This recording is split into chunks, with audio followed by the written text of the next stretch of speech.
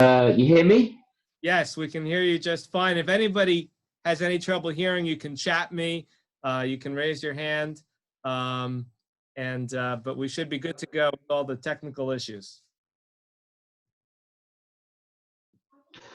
Okay, great. Well, it's a pleasure to be here, in my house with you, I look forward to spending the time with you all.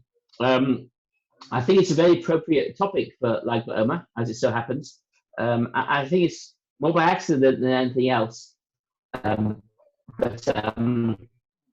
it's exactly kind of what happened with Rabbi Akiva. If you're familiar with the story, excuse me for just repeating it quickly. Rabbi Akiva in the first century CE was the greatest rabbi of his generation, the leader of his generation, and he had 24,000 students. And those 24,000 students made up the essence of sort of Jewish learning and Jewish growth. They were the next generation of leaders at his time, and they all died to a man in a plague, in a epidemic, pandemic. I don't know what it was, but they all died, and he was left with nothing. All that he built was lost, and yet he persevered. It would have been, you wouldn't have blamed him for giving up and for kind of feeling like he tried and failed, but he didn't. He started again, and but did it differently this time. He instead of 24,000 students, instead of a big grandiose yeshiva, he found five rabbis. He found five children actually, and he educated them and developed them, became their mentor and their teacher, and they became the great rabbis of Jewish history who were the founders of the Mishnah, which is sort of the foundation of Jewish learning till today. They were Rabbi Meir, Rabbi Yehuda, Rabbi Yossi, Rabbi Shimon Bar Yochai, and Rabbi Elazar, and so it's a story of sort of loss and yet hope and positivity through that experience, and I think that's the essence, fundamental ideas to what this time is about. The Omer, the 49 days of the Omer and Lag BaOmer in particular. It's interesting to me that for 53 years I've known about, or maybe I didn't know about it when I was 1 year old or 2 years old, but for a number of years I've known about this story of a plague, and it abated on Lag BaOmer. It finished on Lag BaOmer, and I don't know if you call it finished. Everybody died. I don't know if that's finishing a plague. I mean, it finished because there's no one left to die. It's a funny way for a plague to finish, but we celebrate nevertheless. And for years, I've never really related to what a plague means. What is a plague? What does it look like? How does it feel? What's the experience like? And now I think we get a chance to really sort of know what it means, or at least have a taste of what it means, have an inkling of what that means. I mean, thank God, this is not a plague that kills everybody that catches it in the way that plague seems to have done. I mean, if 24,000 of his students died, I'm not sure how many people died in the rest of Israel and globally even.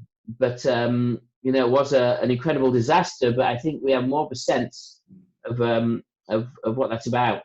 And as I say, it stopped on Lag BaOmer, and God willing, I guess this day Lag BaOmer is a time that we always look back in history and see what the potential of a moment is.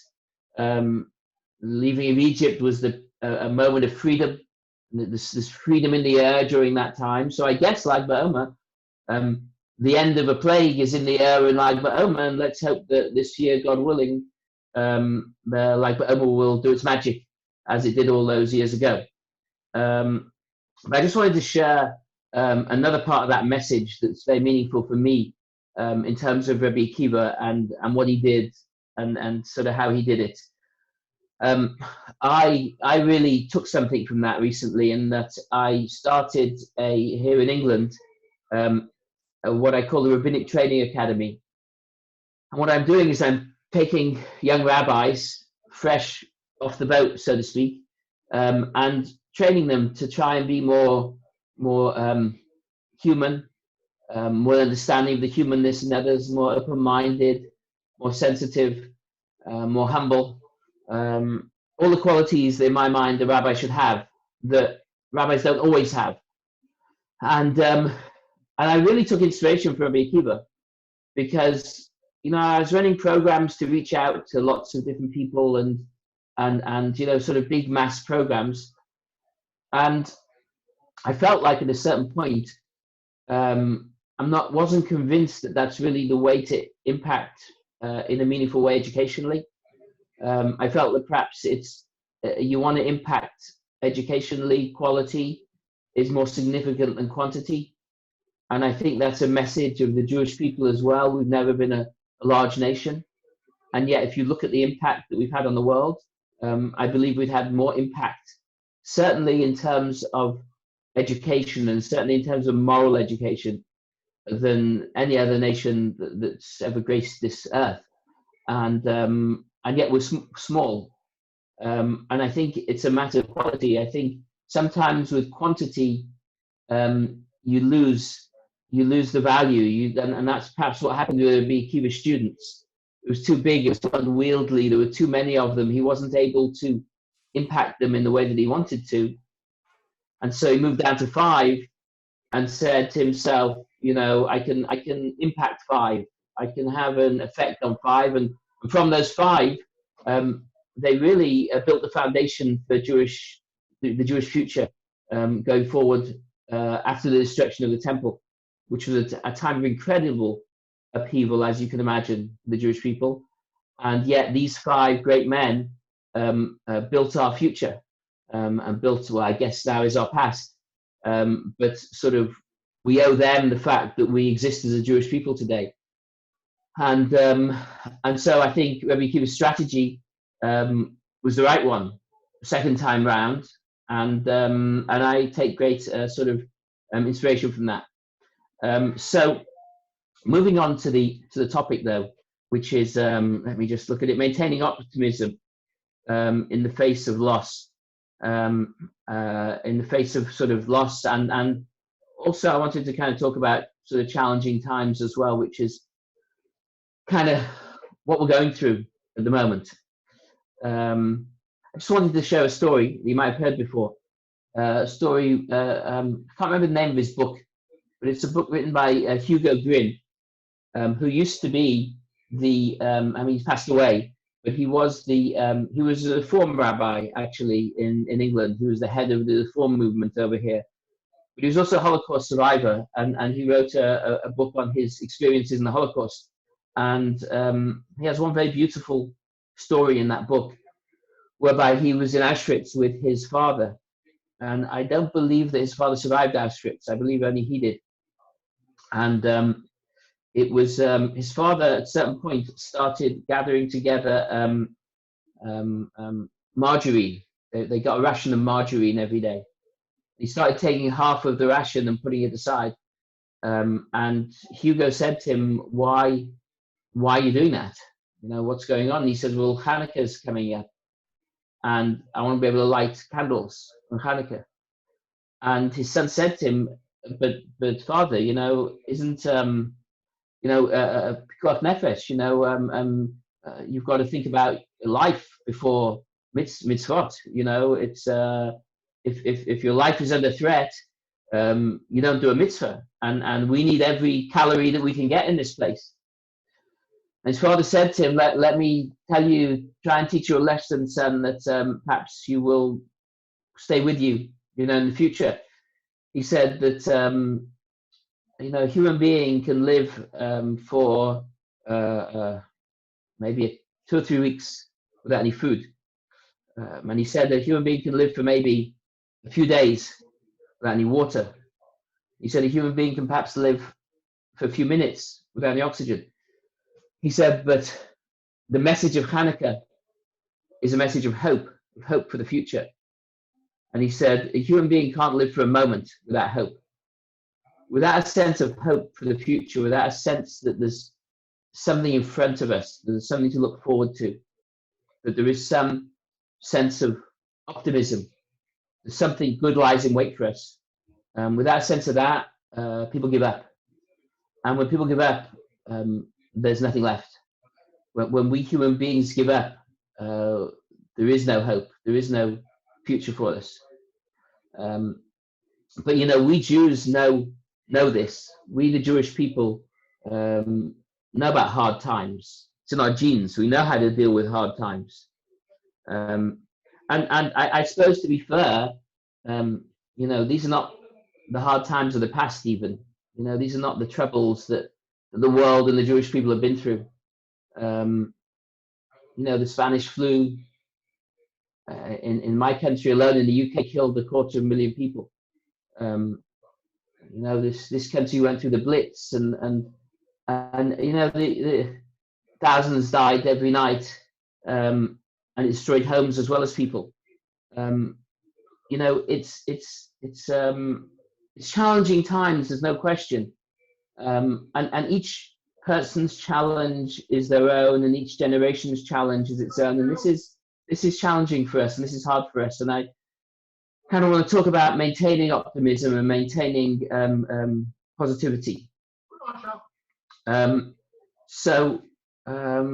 actually, one of the first things I did when this coronavirus began, I was going to say, I don't know if you noticed, you can't help but notice.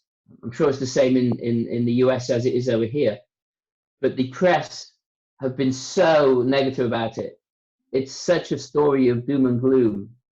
It's such a story of just mass destruction and, millions of deaths and the economy falling apart and, a dystopian future. It's so discouraging to read what the press have to say about this. Now, I think they've toned it down a little, but when it first started, it was just horrific. And so one of the first things I did was I started a WhatsApp group. I got my rabbis to start a WhatsApp group. I've actually made 2 WhatsApp groups. We have about 500 people on it, with positive news stories, because you can't just see one side of it. You've got to see. You need to be able to sort of see that there's good things going on. That there's a lot of hope. There's a lot of reason to hope for the future. Yes, we live in a time of suffering and a time where people are getting sick and unfortunately people are dying, and every person that dies is a human being and is a mother or a father and a friend and all that goes along with that. But at the same time, there is a future in front of us, and you can't forget the potential of the future because of the suffering of the now. And also, there's so much. One of the things we send out is articles on sort of human greatness during these times. Human beings reaching out to each other, human beings caring for each other, human beings helping and doing things and stretching themselves beyond what they would normally do. And it's been great to kind of see all the different articles coming through and just feel uplifted by humanity and by just the greatness that humanity has within it. And I think it's really important to sort of maintain that balance and to see both sides of it. As I say, we Jews thrive on optimism. Our national anthem, Tikva, means hope, the hope. We live in hope. We live on hope. It's what's enabled us to survive for these thousands of years. You think about this for a minute. We are the only nation that exists today, that existed 3,500 years ago, they existed 3,000 years ago, they existed 2,500 years ago. You can go to any point in history, up till perhaps even 1,500 years ago. You don't see the same nations today as existed then. Yes, there's obviously descendants. Every person existing today is a descendant of somebody who lived 3,000 years ago and 3,500 years ago, otherwise they wouldn't be it. But on a national level, you don't see the same nations with the same values, with the same cultures, with the same attitudes. You don't see Romans. You don't see ancient Greeks. It's a different culture. It's a different nation. The Jewish people are the same. You could go back 2,000 years ago, 2,500 years ago, and meet a Jew on the street. At that time, you'd have a lot in common. You'd have a lot similar. You'd have a lot the same. You'd see the world the same way in many ways. You would share many values. You would have a common language, so to speak. I don't mean practically a common language. I mean, in a metaphorical sense, you'd have a common language to speak. And I would suggest that the reason that we are the only nation that survives today from all those years ago is because we're the only nation that has hoped, has lived with such hope, with such a sense of optimism, with such a sense of hope for a better future. Nobody's done it in the way that we have. Nobody has lived with the optimism that we have in the face of loss, in the face of suffering, in the face of destruction, in the face of horrors. We have lived with hope and with optimism throughout all that. And I think we have it in our genes to do so. We have for 2,000 years prayed in the direction of Jerusalem. We fasted on Tisha B'Av. We've believed in a messianic age. We've looked to a messianic age while being in death camps. We have hoped in the most challenging of times. We've lived in optimism in the most challenging of times. And I think that's what's given us our longevity. Other nations have been defeated and given up. We've been defeated and stood back up on our feet again. And you only need to be defeated once and give up for all to be over. If once in our history we've given up, if once in our history, whatever disaster it was, the destruction of the temple, or the exile, or the Inquisition, or whatever it might have been, if at any point in our history, at any disaster, the Holocaust, we'd have given up, and we'd have said we have no future as a nation, which you wouldn't have blamed us for feeling that. It would have been over. And the reason that we are here today is because we've lived in hope, and we've lived with a sense of optimism. And just in a similar vein, it's not exactly the same point, but it's a similar concept. We're told in King Solomon said in Ecclesiastes, in Koheles, Sadik Yipol Shavakam, a righteous person falls 7 times and gets up, and an evil person falls but once. And I think there's something so precious and so beautiful in that concept, is that a righteous person in Judaism is not a person that's never done anything wrong. That is entirely unrealistic. There's no such thing as a human being that doesn't make mistakes. The Talmud tells us that Lod Nitna Torah L'Malchei Hasharis, the Torah wasn't given to the ministering angels. God knows that we're human beings. And he knows that as human beings, we have our weaknesses and we have our failings, and we will make our mistakes. But the righteous person is the person who, not that he never makes a mistake, but it's that when he does make a mistake, he takes responsibility for it, and he moves beyond it, and he resolves to try and do better next time. And that's what growth is. That's what development is. That's how we change. an evil person. I don't like the word evil person, it's a harsh word, but a non-righteous person, whatever you want to say, falls once and then accepts that state of being, accepts that this is who I am. I can't be good, not going to succeed, not going to make it, and just stays where he is and stays in that kind of state of being. And so, as a nation, we have fallen numerous times in our history. We have fallen spiritually, we have fallen physically, we have fallen to persecution, to suffering, to unbelievable what we've been through as a nation in our history. And yet, every time we picked ourselves up and brushed ourselves up and moved on, that's growth, that's development.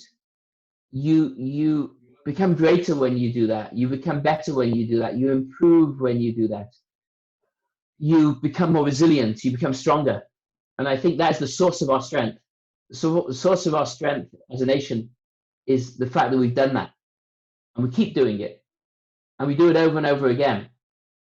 So I say that we have that within us. We have that in our nature. We have that in our DNA, in our genes, in our genetic makeup. I was thinking just yesterday, and I don't know if it's true or not, and maybe Rabbi Asher can pick me up on this if I'm wrong, but there's a word in Hebrew that is very similar to tikva. Tikva, as I said earlier, means hope, and that one is mikvah, which is a sort of a Jewish ritual bath. And the word mikvah comes from lekavot, to gather. It's a gathering of water. So water's gathered together. And I was wondering what's the relationship between gathering together of waters and hope. And I thought perhaps it's that hope is a gathering of strength. You get knocked down, but then you make a decision to gather your energies together, to kind of gather your spiritual strength, to kind of put yourself together again and stand up and move on. And you get back on your feet and you move forward again. And it doesn't just happen. It doesn't just occur. You don't just kind of get up again. You have to want to do that. It has to be your mindset. It has to be the direction that you're looking in life, to sort of stand up and dust yourself off and move on again. And that to me is hope. That's kind of where hope comes from. It comes from that regathering of your inner energy. I saw that myself when, as was mentioned earlier, my late wife was diagnosed with cancer in 1998, stage 4 breast cancer, and she passed away in 2001. And when we first had the diagnosis, it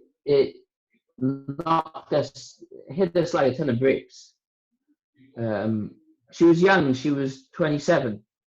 You don't expect it at that age. You don't expect it at any age, but you don't expect it at 27 to have stage 4 cancer.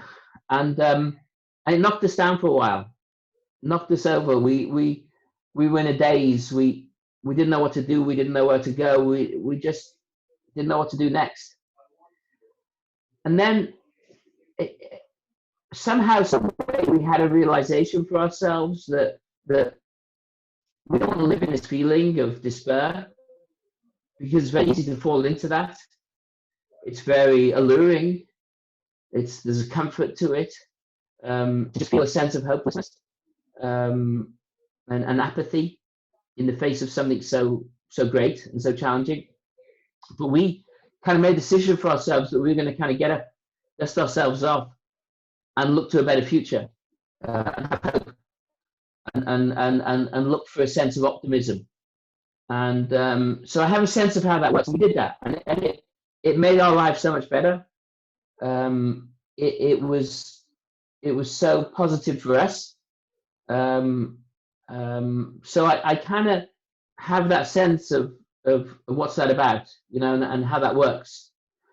So in times like this, for example, you can look at the press and see all the bad news and see that Is it getting better? Isn't it getting better? It doesn't seem like it is. And what does the future hold? And that can kind of knock you. That can you can lose a sense of your own inner balance if you're not careful. And or you can go looking for the good news, and so too with our minds. You know, we can look at the bad news and feel depressed, or we can look in the direction of the possibilities and the potentials, and we can feel differently. And it's not a question of training and practice. We human beings don't train ourselves. Pavlov worked with dogs, not human beings, because he wouldn't have worked with human beings. It doesn't work in the same way, because we human beings have free will. We have choice. We make choices. We get to choose where we want to go. The rabbis tell us the makam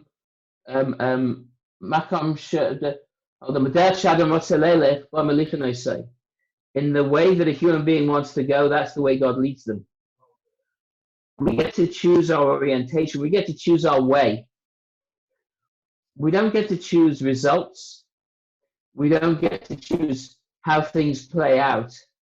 But we do get to choose a path that we're going to walk down. And the promise from God is that the path that we walk down is the path that he will guide us along, for better or for worse. You know, but whichever way we orient ourselves, God will lead us in that direction. He doesn't have a direction for us. That's what we get to choose. Now he'll guide us down the direction that we choose, which is a wonderful thing, because it means that all we've got to do is kind of look in the direction that we want to look in the direction that we want to go, and somehow we get led down there. Somehow we get sort of moved in that direction. I just had a quote here. Let me see. I wanted to, Viktor Frankl. I'm sure you guys know Man's Search for Meaning. He was a Auschwitz survivor and a psychiatrist, I think. He says, everything can be taken from a man but one thing, the last of the human freedoms, to choose one's attitude in any given set of circumstances, to choose one's own way. Optimism creates a different future for us. Pessimism leaves nothing in the future. Pessimism will guarantee that things carry on in the way that they are. But you choose a direction of optimism, it opens up possibilities. It opens up potential. And it's a much nicer place to live. You know, my favorite speech of all time is Martin Luther King. You know, I think there's a quote I like from it. I have a dream that one day in the Red Hills of Georgia, is it? Red Hills of Georgia? The sons of former slaves and the sons of former slave owners will sit down at a table of brotherhood. I mean, it's beautiful poetry there. Are you guys south of the Mason-Dixon line, by the way, or north? We are south of the Mason-Dixon line. Ah, so you're in the south over there. Okay, I didn't realize Virginia was on the. So you guys are on the seven states. Correct. So you know that sense of optimism. I have a dream of a better future, a dream of a greater future, a dream of something different. It's magnetic. It's touching. It lifts you. Pessimism drags you down through the dirt. Optimism lifts you with it's a more beautiful place to live. It's a more touching place to live. It's a more uplifting place to live. It's you know, and we get to kind of choose to look in that direction if we want to do so. We get to choose. There's things we can do to kind of look to being more optimistic, to look to kind of feeling differently about the world. You know, when I when my late wife passed away, so during the Shiva, I had signs up sort of around the room for myself, where I said, the sign said, I'm in this world to use my free will to come closer to God, nothing else. And the more we kind of see what matters to us in the world, the more we see what's important to us in the world, the more you get perspective. You know, my late Rabbi Noah Weinberg, used to constantly drill into us. You got to know what you're living for. You got to know what life means to you. You got to know what you want from life. The more you know what you're living for, the more you can handle loss, the more you can handle hard times. To quote Viktor Frankl again, let me see, where did I put it? If there is meaning in life, then there is meaning in suffering. If you have a reason, if you have a purpose, if you have a goal in who you are and what you are and where you want to go with your life, you can handle the hard times, you can handle those challenges, you can handle those difficulties, you can handle those hardships. There's a perspective for them. It's taking you somewhere, you're going somewhere. But in particular with loss, I wanted to add something else. And you know, this is something for us Jews that is very sort of real to us. One of the 13 principles of our faith is that there is an afterlife, is that there is a heaven, let's call it, a spiritual world that the soul goes to once it leaves the body, once it leaves this world. The death is not the end. By no means is death the end. In a certain way, death is only the beginning. Death is the beginning of a new journey for that soul, a new and beautiful journey for that soul. That's what we Jews believe. That's part of the absolute foundations of our faith. It's not Judaism without that. If you don't believe in that, you believe in something maybe akin to Judaism, maybe something close to Judaism, but it's not. You haven't got the full deal over there. You haven't got the full deal of Judaism. And to me, that's so helpful. That was so helpful when my wife died, for example. It's so helpful to kind of feel that you know, my wife's gone to a better place. She's okay. She's fine. And one day I will follow. You know, how cool is that? One day I'll kind of be there as well, and we'll sort of be reunited on some level. Loss is not permanent. Loss isn't forever. It's just like an extended break. It's like a long holiday. Hopefully extended as long as possible. You know, I want that break to last a long time. But it'll come to an end. You know, for all of us, we're all human, we're all mortal. We're on the same boat together. It's one thing that's guaranteed, and you know, it's not forever. Is an incredibly hopeful thing that sort of Judaism points us in the direction of. One of the 613 commandments is not to communicate with the dead. Now, Judaism, the Torah, other than Maimonides had a very particular rationalist view on this, and there is a school of thought like that. But most of the middle-aged rabbis, most of our kind of great rabbis in Jewish history, believed that it was something that was possible. Just you're not allowed to do it in Judaism. It's forbidden. You're not allowed to engage in that. Now, whether people can do it nowadays, I don't know. And whether these mediums, you know, they're all a bunch of charlatans. But it's something for somebody who understands the spiritual forces of the world, the Judaism believes is possible, but you're not allowed to do it. Because when somebody passes from this world, you need to let go. You need to move on. Because if you don't, it's a funny thing to say, but if you don't let go, you never will. You you'll never come to terms with losing somebody if you want to hold on to that connection to them. It doesn't work. You can't have them and come to terms with them not being here. You can't have both. And letting go is so hard. I just want to share with you a story that I is in my book. But it's one of my favorite stories during the period of time that my wife passed away. I'm sure David's heard me tell it a couple of times, but it was when we it's about 3 weeks after my wife died, and I took my family to Switzerland for a break. I just felt like we need to get away. It's been so intense. It's been so heavy. I've got 4 young kids.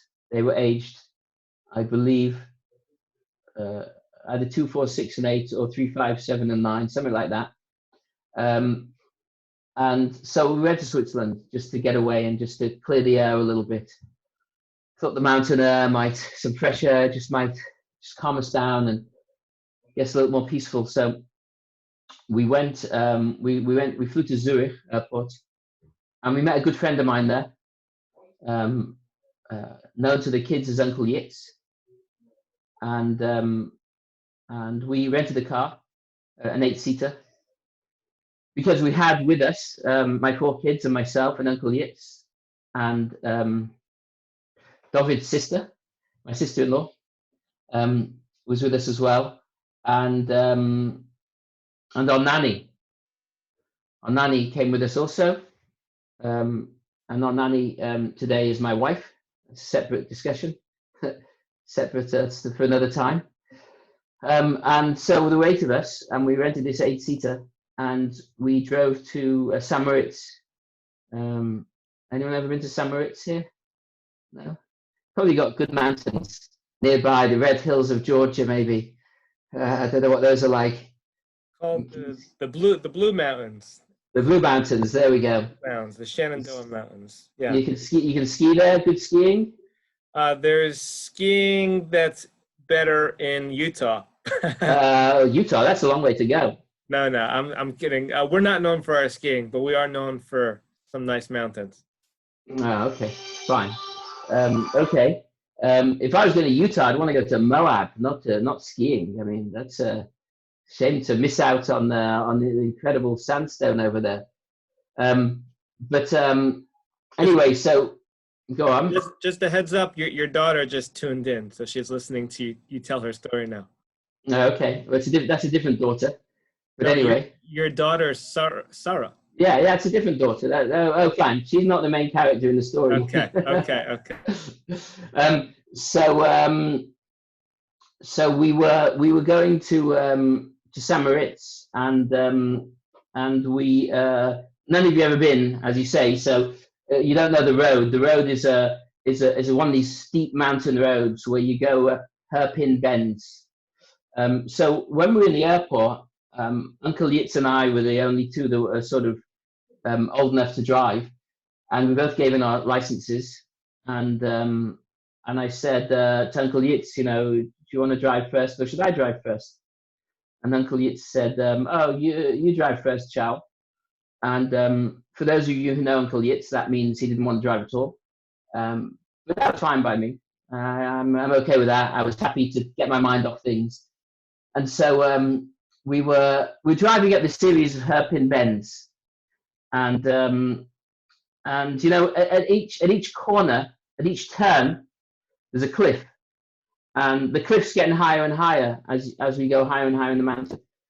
And so we sit in the front seat with myself, my daughter Shifra, who was 7 at the time, and Uncle Yitz on the other side. And it was very quiet, beautiful, gorgeous, stunning scenery.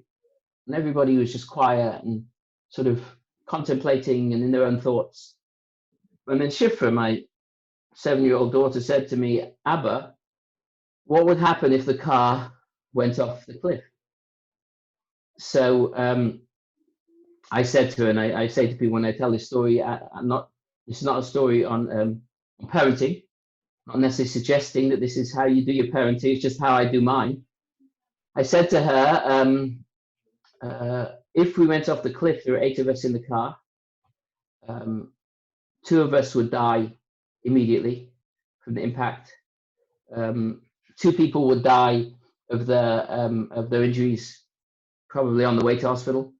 2 people would die, in a period of time, and then 2 might survive with serious injuries. So now that shut her up. She didn't have any comeback to that.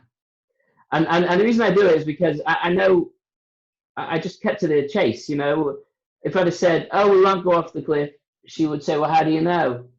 And I would say, "Well, you couldn't go off the cliff. There's a barrier there." She said, "Well, you can go through the barrier." And I would say, "Well, it doesn't happen." And she would say, and she would have been right. You sort of down. It was a very steep cliff. It wasn't a cliff. Like a very, very, 70, 80 degrees. You could see there was the odd car or 2 down there.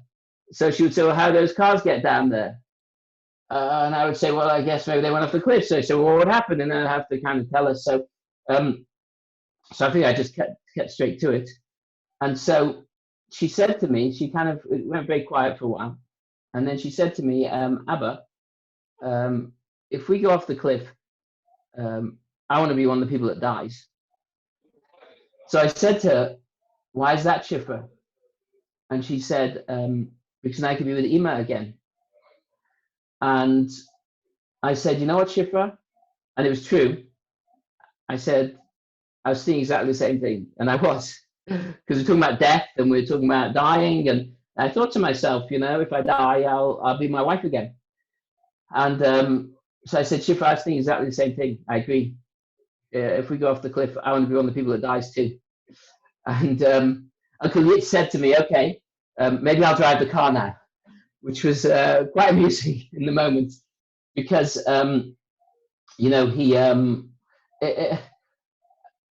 it was amazing to me, to be able to. But the point of that story is that I was so pleased that my daughter felt that.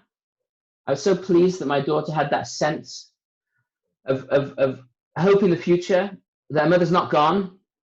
That mother's there, just in a different space, just in a different way, a different experience. It's such a hopeful way to see loss, and I was really pleased that my daughter had the encouragement of that, and the sort of the comfort of that, and I think it's such a helpful Jewish concept within the idea of loss. But I want to add also, and I'll finish with this. So I want to leave some time for some questions, maybe. I do think that it's so important.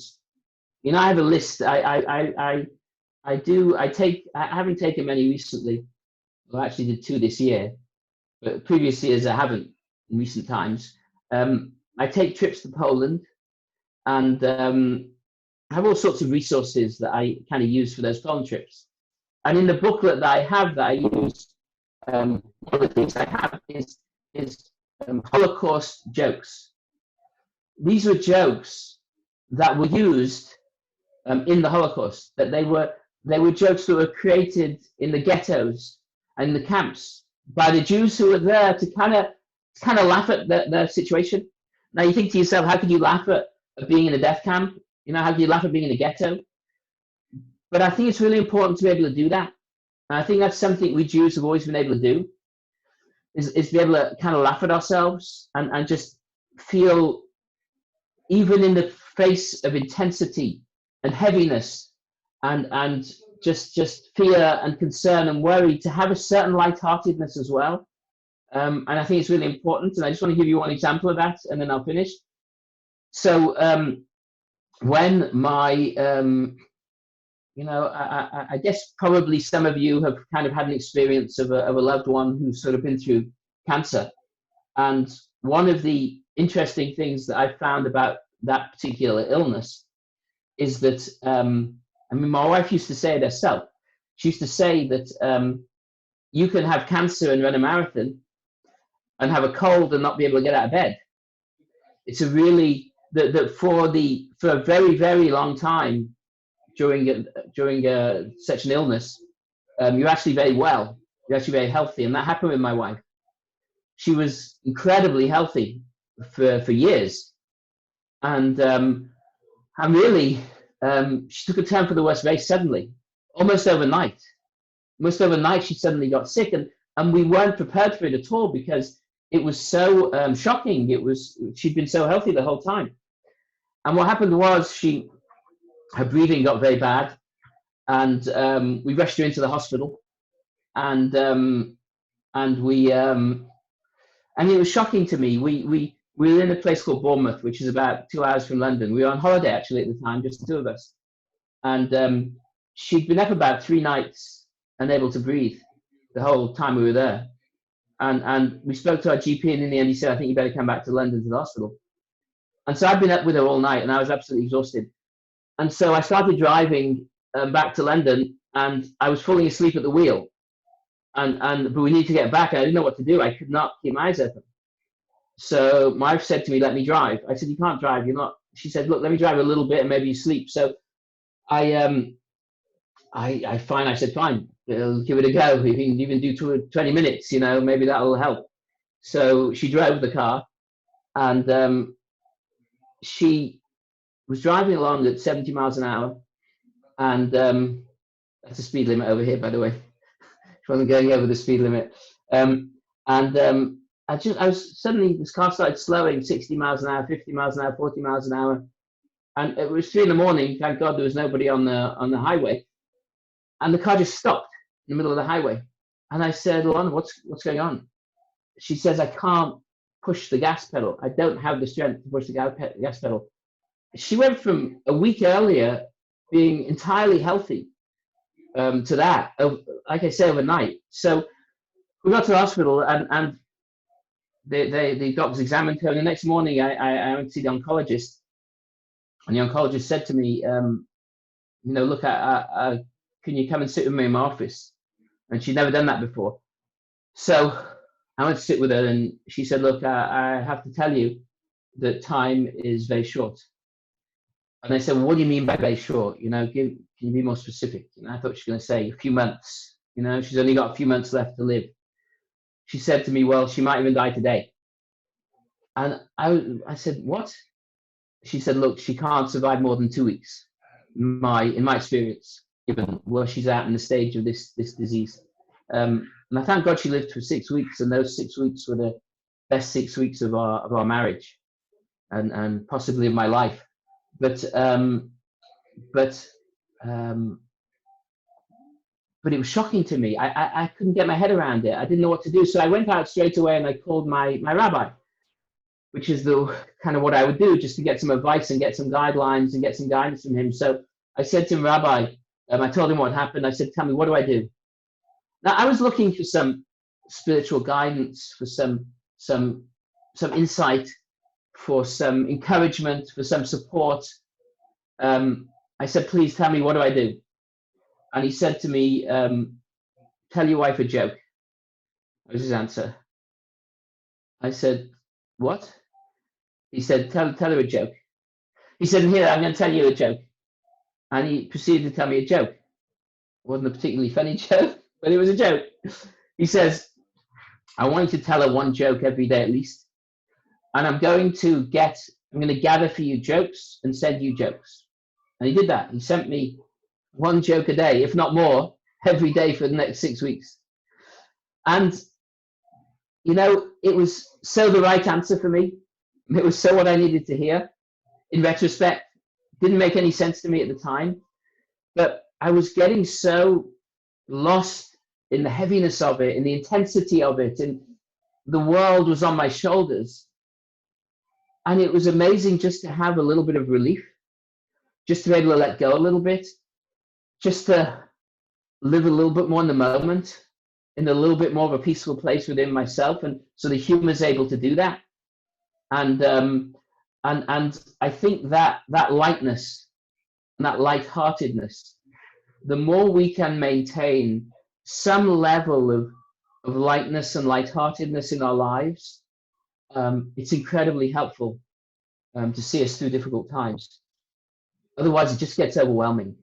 Otherwise, it just gets too much. It just gets too intense, and we explode. And that's a gift that I have found I have been able to have since that time, to be able to just realize and know and recognize when I'm getting a little bit too serious and I'm taking myself a little bit too seriously, and be able to kind of return to a lightness that helps me get through the challenges, no matter what they might be. I've got a minute or two left. Yeah. If We'll open up anybody, if anybody has any questions, feel free to raise your hand and I'll see you on the video, or you can type it in the chat. So you can write it down. I guess I'll start off with just one question, which is, what did you learn while writing the book? I guess you wrote the book twice, that you didn't know before. You experienced it, but then you had to write about it. So what did you learn from writing about the experience, about the topic itself, about having all that loss, and then and coming to the conclusion that bad things don't happen to good people? yeah, well, I would say that's the answer you just said. You know, when you go through things, I find it incredibly helpful to write, because I think writing solidifies what you know. It doesn't necessarily teach you anything new, but it solidified it. It made it clear to me. It sort of made me know what I know and understand what I know. And that for me was an incredible message that came out from that whole experience, and it's why I wrote a book on it. That in my mind, bad things don't happen to good people. In my mind, we get to choose. We get to, whatever happens in our lives, we get to choose where it takes us. We get, like Frankl said, you know, the one thing you don't take away from human beings is the choice of where we go with something. And whatever it is, whatever the experience is, you can have people who win the lottery, and it's the worst thing that ever happened to them. And we all know stories like that. We all know of stories like that. And you can have people who go through incredibly challenging and hard, difficult, and painful experiences, and it makes them who they are. It makes them what they are. And so that realization that actually bad doesn't happen.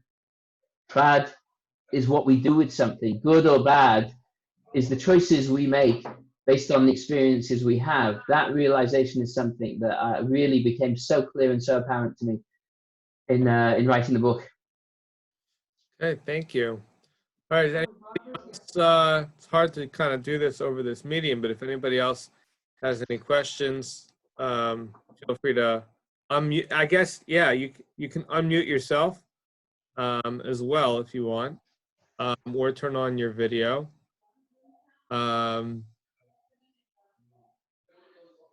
Okay, I'm not seeing it. It's answered everything.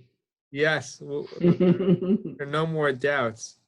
Yeah, absolutely. I want to thank Rabbi Rosenblatt for presentation, joining us on this small holiday of ours. And I hope that everyone has some time today to think about Rabbi Akiva's ability to maintain that state of happiness that he was able to, and to have that optimism that allowed him to carry on, so that you and I might be here to celebrate. So thank everybody once again. Everybody have a great day. For those who are interested, we do some Tehillim and Marav at 8:15 in the evenings on the weekdays.